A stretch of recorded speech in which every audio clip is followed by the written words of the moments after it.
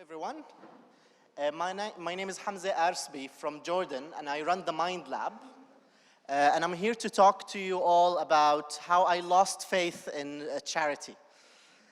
I mean, you know, I do want to start to walk this statement back a bit by kind of distinguishing what I mean by charity.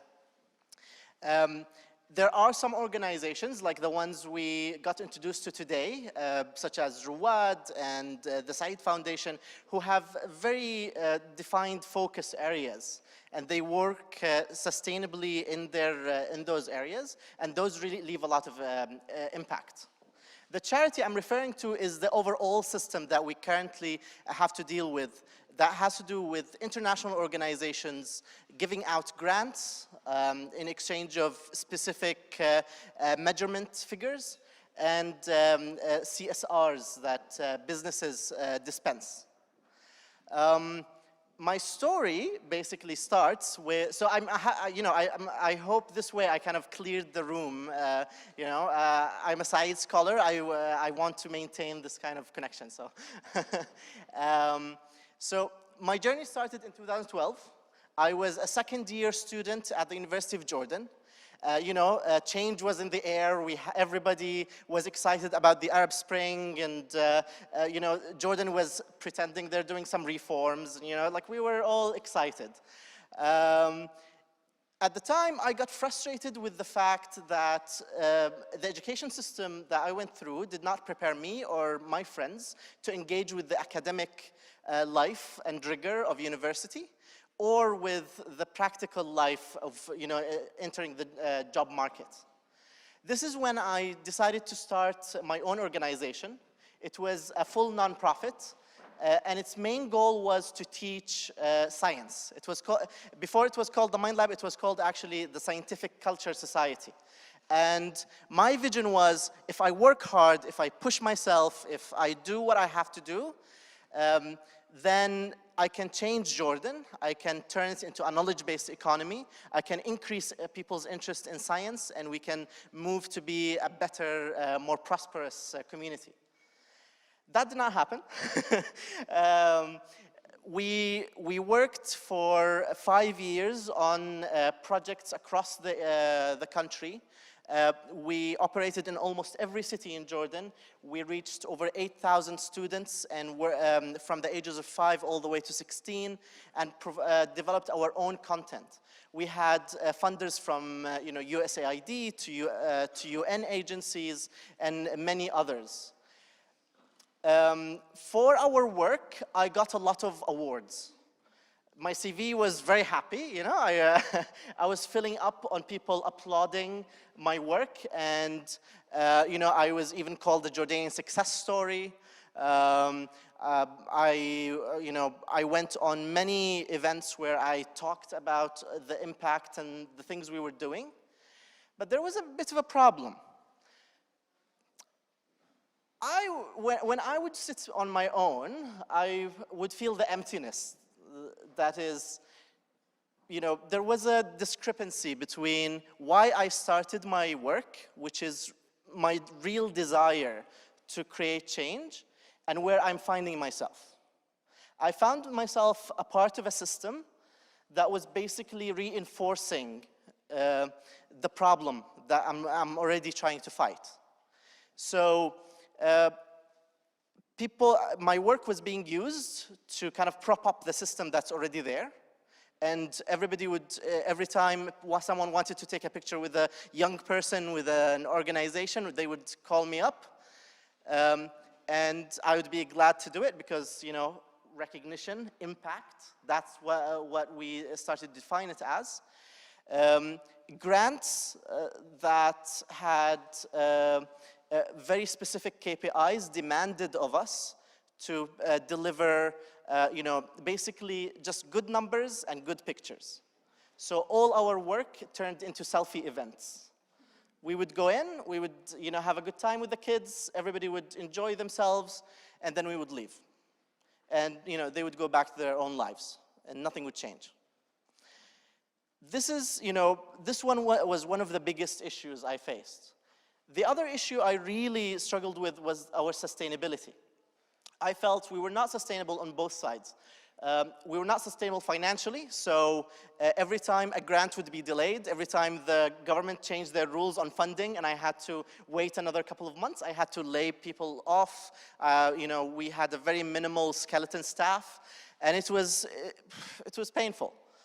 And at the same time, I didn't feel we were sustainable enough to build a relationship with the people we work with. So the students, we didn't have enough time to really instill what we wanted to work on. This is when I decided to make a change. So I took out my first loan ever. That was like around 2 years ago. I took out a small loan and opened my own center. That's when we switched to the Mind Lab, because we started introducing new programs. We added robotics and engineering, and also some concepts of social entrepreneurship for kids. Our center started to catering to private schools and organizations that can pay. And this income and revenue generated started funding our nonprofit work in the governorates. So we allotted each member of our staff a specific hours that they have to spend nonprofit. So part of their work is the nonprofit work, and they were getting paid through this for-profit center.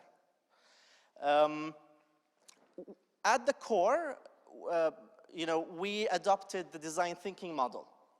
I'm not sure if everybody is familiar with it, so I'm going to go over it really quickly.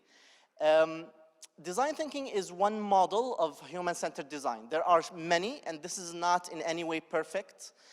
We just adopted it because I believed in its first message, which was empathy. I believe that if we teach kids and adults, empathy, we can really move our system towards a more human-centered design where we realize our impact on people. This process goes through, you begin with empathy, you define your problem, then you start coming up with solutions. So you do not immediately jump to solutions. And this is a big thing that's counterintuitive to many organizations operating now. We go into as a community, we decide what the solution they want, and we do it for them. And we call them beneficiaries. They're not, I like today that many people actually call their beneficiaries partners, and that's the right attitude to take. But design thinking reminds us of this, and it goes to show that, you can have an intuitive system that people can follow. And we adopted it and started training people on it because it's easier to show creativity in a step-by-step kind of format. Basically, then we started developing our own model of it. So this is the Mind Lab design thinking model for kids. We added 2 extra steps to it and tried to make it more simplified in Arabic. The first step we added before empathy was, who am I? So introspection. This is because we found that many people, we're working with kids, but even adults do not take the time to think about themselves and their own identity. What are their own values and what forms their personality? And so for them, it's hard to empathize because they confuse themselves with the other person.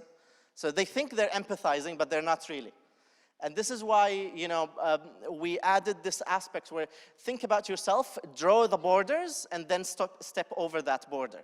And this is what we try to achieve with this. Of course, after they go through empathy and, identifying the problems and then, ideating solutions and prototyping and testing, we wanted to say, okay, so we need to make it happen. So we called it, the official term for it that we use at the center is actualization. And we didn't use the word implementation because we split it into 2 subgroups. So actualization works in terms of implementing, so creating an action plan, handing out responsibilities and all that. But at the same time, it's also presentation, how to get people in, how to pitch it to other people and really expand on your idea. So basically, what we're trying to do here is shift the equation. I do not think that CSR for companies is genuine enough. I don't think that the attitudes currently, adopted by big organizations who sometimes have amazing staff who really want change are, sufficient enough for the current system to really solve our problems. We're not currently equipped to solve these problems, and we need these kind of programs to educate the younger generation and hopefully even, get it into our businesses and our organizations as well. To move over from CSR, from considering yourself, community responsible to your community, to actually part of the community. To stop thinking about, let's do, our community responsibility is to sponsor a small football league for kids or do a small event or a blood drive, but actually think, when I create a new service or product, how does that impact my community and my environment? So have empathy and understanding at the core of the business. So I want to end this with, my call to action. And that one is, I ask you all to work with me to move all businesses to become social enterprises, to have collective action as the core of our culture and our way forward to solving our problems. Thank you.